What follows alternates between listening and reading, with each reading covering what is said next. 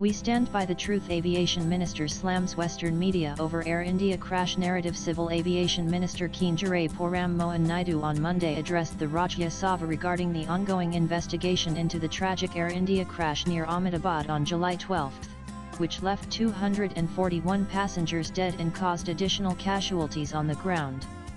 Naidu slammed Western media for blaming the pilots for the crash, adding the exact reasons will be out in the final investigation report. Responding to questions surrounding the Aircraft Accident Investigation Bureau's AAIB preliminary findings, Naidu emphasized that the investigation is being conducted in line with international aviation protocols and is being handled with complete transparency.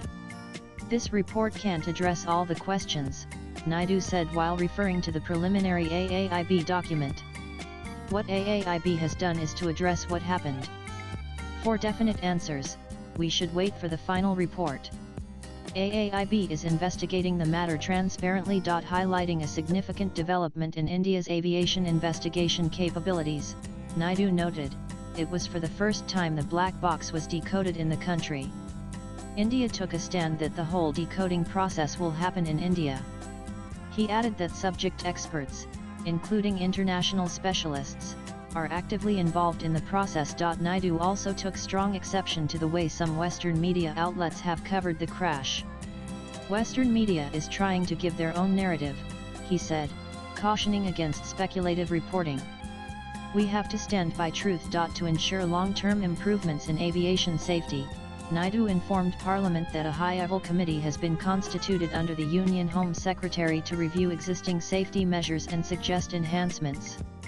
We have a good safety mechanism already, he said, but we are adopting a holistic approach toward more safety measures.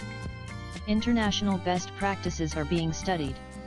The committee report will be submitted in 3 months. Reiterating the government's commitment to transparency and safety, Naidu urged the public and media to allow the investigation to reach its logical conclusion based on facts.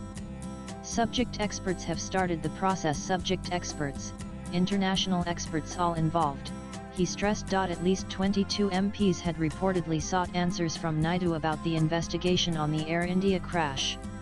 The lawmakers had questioned several aspects of the probe, including the black box, safety lapses and possible tampering. In the preliminary report by India's Aircraft Accident Investigation Bureau AAIB into the June 12 crash of the Dreamliner found that both fuel control switches on the Boeing 787 flipped to cut off shortly after takeoff.